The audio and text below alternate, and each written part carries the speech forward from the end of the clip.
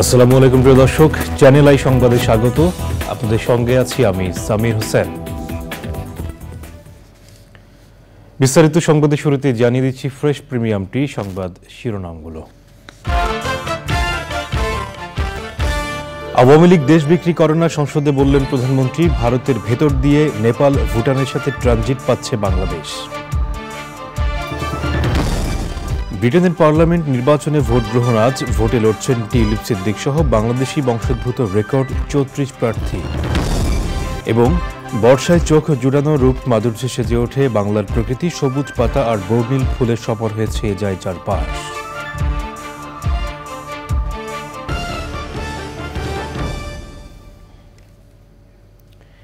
সংবাদ শিরোনামগুলো জানাচ্ছিলাম। এখনকার সংবাদ আয়োজন একই সঙ্গে চ্যানেল আইয়ের ইউটিউব চ্যানেলে এবং চ্যানেল আইয়ের ওটিটি প্ল্যাটফর্ম আই স্ক্রিনে লাইভ স্ট্রিম হচ্ছে। এবার বিস্তারিত। প্রধানমন্ত্রী শেখ হাসিনা বলেছেন, আওয়ামী লীগ দেশ বিক্রি করে না, দেশ বিক্রি করে গেছেন জিয়া, এরশাদ এবং খালেদা জিয়া। বাজেট অধিবেশনের সমাপনী বক্তব্যে প্রধানমন্ত্রী বলেন, বাংলাদেশ ভারতের ভেতর দিয়ে নেপাল ভুটানের সাথে ট্রানজিট পাচ্ছে। আশ্রয়ণ প্রকল্পের ফলে হতদরিদ্রদের জীবনমানের উন্নয়ন হয়েছে বলেও উল্লেখ করেন প্রধানমন্ত্রী শেখ হাসিনা। ওবায়দুল রশিদের রিপোর্ট। দ্বাদশ জাতীয় সংসদের প্রথম বাজেট অধিবেশনের সমাপনী পাশ হয় জাতীয় প্রাথমিক শিক্ষা একাডেমি বিল 2024। অধিবেশনের সমাপনীতে সংসদ নেতা প্রধানমন্ত্রী শেখ হাসিনা বলেন, 1977 সালে ভারত সফরে গিয়ে জিয়াউর রহমান বাংলাদেশে ভারতীয় পণ্য উন্মুক্ত করে এবং 1980 সালে গ্যাস বিক্রির চুক্তি করে। আজকে ভারতকে আমরা ট্রানজিট দিলাম কেন, তার নিয়ে আপত্তি। ট্রানজিট অলরেডি দেওয়া আছেই। এখন ইসে থেকে ত্রিপুরা থেকে বাস চলে আসে ঢাকা, ঢাকা হয়ে কলকাতা পর্যন্ত যাচ্ছে। কি ক্ষতিটা কি হচ্ছে? বরং আমরা রাস্তার ভাড়া পাচ্ছি, সুবিধা পাচ্ছে আমাদের দেশের মানুষ। আমরা নেপাল ভুটানের সঙ্গে ট্রানজিট পেয়েছি ভারতের। আমরা ভোট বেশি পেয়েছিলাম কিন্তু সিট আর পেলাম না, সরকার গঠন করতে পারলাম না, কারণ আমি গ্যাস বিক্রি করতে চাইনি। তো বিক্রিটা করে কে দেশকে? করে গেছে তো খালেদা জিয়া, করেছে এরশাদ সাহেব, করেছে জিয়াউর রহমান, এরাই করে গেছে, আওয়ামী লীগ করে না। প্রধানমন্ত্রী শেখ হাসিনা আশ্রয়ণ প্রকল্প নির্মাণ এবং এর মাধ্যমে সুবিধাভোগীরা কিভাবে উপকৃত হচ্ছে তা তুলে ধরেন। পুনর্বাসিত যারা, তাদের পুষ্টিকর খাবার গ্রহণ, খাদ্য বাবদ ব্যয়, শিক্ষা, স্বাস্থ্য ও সামাজিক অবস্থানে উল্লেখযোগ্য উন্নতি সাধন হয়েছে। তো সেটাই তো আমরা চাচ্ছিলাম। তাদের আয় বৃদ্ধি পেয়েছে। জানিয়ে 2017 সালের তুলনায় 2022 সালে আশ্রয়ণ প্রকল্পে ঘর প্রাপ্তির পর পুনর্বাসিত পরিবারের আয় প্রায় 70% বৃদ্ধি পেয়েছে। বাকি যতটুকু আছে যারা এখনো, তাদের আমরা বাকি ঘর করে দেব।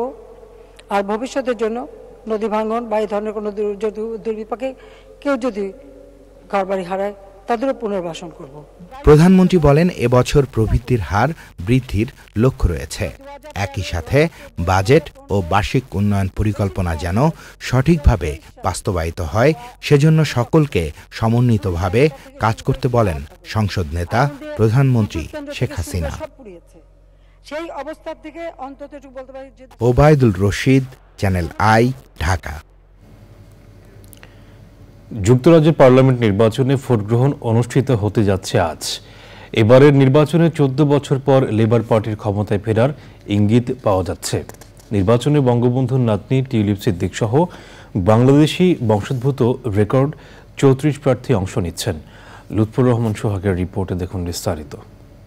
অর্থনীতিসহ নানা সংকট উতরাতে আগামী 5 বছরের জন্য নেতৃত্ব বেছে নিতে যাচ্ছে যুক্তরাজ্য। নির্বাচনে যুক্তরাজ্যের রাজনীতিতে পালাবদলের ইঙ্গিত আসছে। জরিপ ফলাফল বলছে, ব্যাপক সংখ্যাগরিষ্ঠতা নিয়ে এবার ক্ষমতায় ফিরছে Labour party. England, Scotland, Wales ও নর্দার্ন আয়ারল্যান্ড মিলে যুক্তরাজ্যের ৬৫০টি আসনে ৪.৫ কোটি ভোটারের রায় নিতে এবার নির্বাচনে লড়ছেন ৪,৫০০ প্রার্থী। এর মধ্যে বাংলাদেশি বংশোদ্ভূত প্রার্থী রয়েছেন ৩৪ জন, যাদের ৪ জন শেষ সংসদে এমপি ছিলেন। এর আগে ২০১৯ সালে সর্বোচ্চ ১৪ জন ব্রিটিশ বাংলাদেশি প্রার্থী ভোটে লড়েছিলেন। এবার বিরোধী দল লেবার পার্টি থেকে ৮ জন, ওয়ার্কার্স পার্টি অফ ব্রিটেন থেকে ৬ জন, ক্ষমতাসীন কনজারভেটিভ পার্টি থেকে ২ জন বাংলাদেশি বংশোদ্ভূত নাগরিক ভোটে রয়েছেন। স্বতন্ত্র প্রার্থী হয়েছেন ১১ জন ব্রিটিশ বাংলাদেশি। এসব প্রার্থীকে ঘিরে যুক্তরাজ্যের ১০ লাখ ব্রিটিশ বাংলাদেশির মধ্যে ব্যাপক আগ্রহ তৈরি হয়েছে। সংসদ সদস্য হিসেবে হ্যাটট্রিক জয় পেতে বঙ্গবন্ধুর নাতনি টিউলিপ সিদ্দিক এবার লড়ছেন হ্যাম্পস্টেড অ্যান্ড কিলবার্ন আসনে। ২০১৫ এবং ২০১৯ সালে লেবার পার্টি থেকে মনোনয়ন পেয়ে সংসদ সদস্য হয়েছিলেন টিউলিপ। লেবার পার্টি ক্ষমতায় আসলে টিউলিপ সিদ্দিক বাংলাদেশি বংশোদ্ভূত প্রথম ব্রিটিশ মন্ত্রী হয়ে ইতিহাস গড়তে পারেন। যুক্তরাজ্যের শাসনভার কার হাতে যাচ্ছে তা জানা যাবে শুক্রবার। লুৎফর রহমান সোহাগ, চ্যানেল আই। ঋতুচক্রে বর্ষা আসে প্রকৃতির এক অনন্য ঋতু হয়ে। বর্ষার চোখ জোড়ানো রূপ মাধুর্যে সেজে ওঠে আবহমান গ্রাম বাংলার প্রকৃতি ও পরিবেশ। প্রাণ ফিরে পায় শুষ্ক প্রকৃতি, গাছে গাছে সবুজ পাতা আর রং বেরঙের ফুলের সমারোহে বর্ণিল হয়ে ওঠে আশপাশ। তবে বৃষ্টি আশীর্বাদ হয়ে এলেও ভারী বৃষ্টিপাত জনজীবনে নিয়ে আসে দুর্ভোগ, ক্ষতিগ্রস্ত হয় দেশের অর্থনীতি। এ নিয়ে দেখুন আফরোজা হাসির ডেস্ক রিপোর্ট।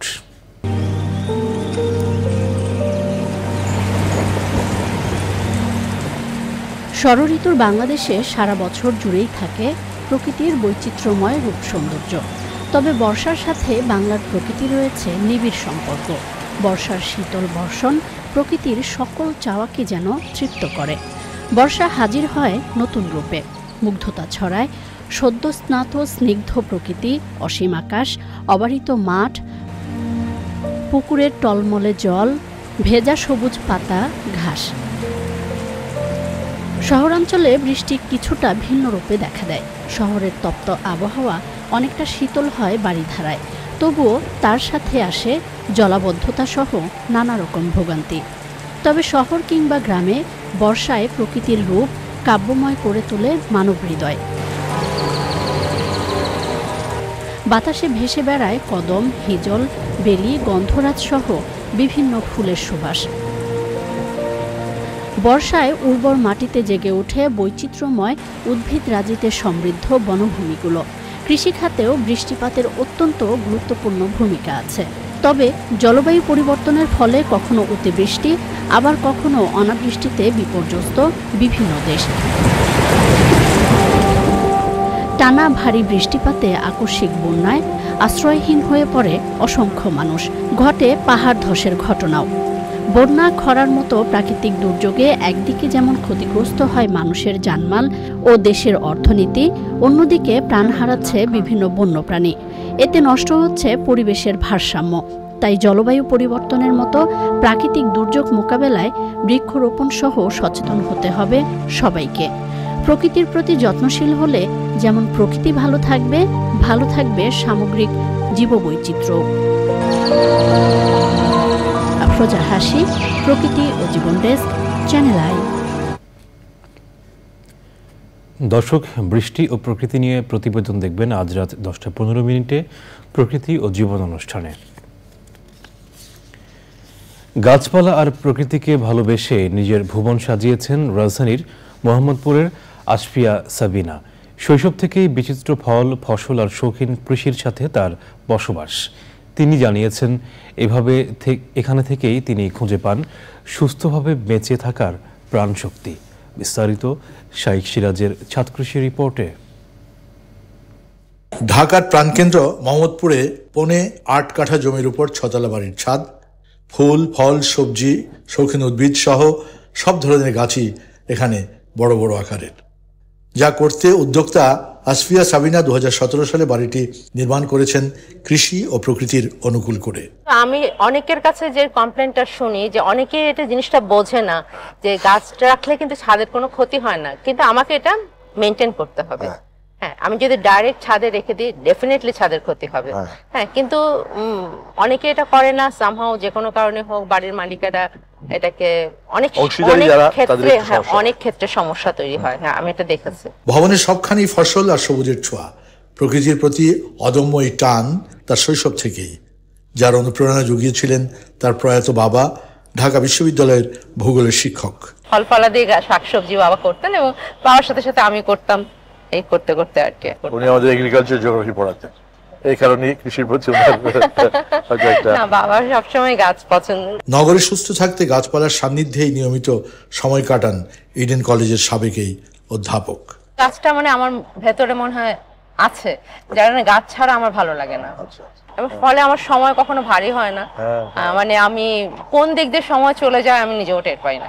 সে ভোর 4:30 5টায় উঠি, ননস্টপ কাজ করি। শহরের ছাদ কৃষি ধীরে ধীরে প্রসার ঘটছে প্রজন্ম থেকে প্রজন্মের মাধ্যমে, যেমনটি ঘটেছে এই ছাদ কৃষিতে। উদ্যোক্তা মনে করছেন যে এর মাধ্যমে কিছুটা হলেও নগরের উষ্ণতা কমে আসতে পারে। ঢাকার মোহাম্মদপুরের আসফিয়া সাবিনার ছাদ কৃষি থেকে শাইখ সিরাজ চ্যানেল। দর্শক, এ নিয়ে বিস্তারিত প্রতিবেদন দেখবেন আজ বেলা 3টা 5 মিনিটে হৃদয় মাটি ও মানুষের ডাক অনুষ্ঠানে। সংবাদের এ পর্যায়ে নিচ্ছি বিরতি, আর বিরতির পর জানিয়ে ফিরছি।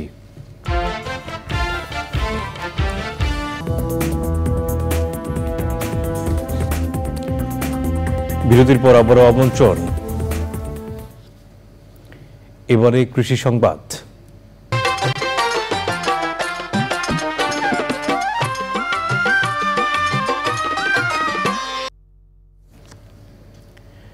কুড়িগ্রামে নদ নদীর পানি বেড়ে যাওয়ায় নিম্নাঞ্চলের বীজতলা, পাট, কাউন, চীনাবাদাম, পটল, ঝিঙে ও কাঁচা মরিচ সহ বিভিন্ন ধরনের শাকসবজির ক্ষেত ডুবে গেছে। বন্যায় ক্ষতিগ্রস্ত হয়েছেন এই অঞ্চলের কয়েক হাজার কৃষক। প্রকৃতি সংবাদ।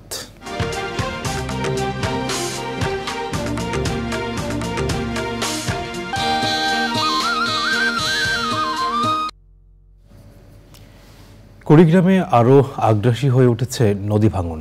বিলীন হচ্ছে বসতভিটা, ফসলি জমি, গাছপালা সহ বিভিন্ন স্থাপনা। নিঃস্ব হচ্ছে হাজার হাজার পরিবার।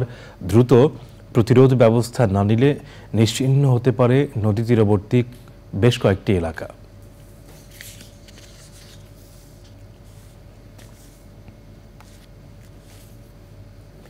এবারে খেলার খবর।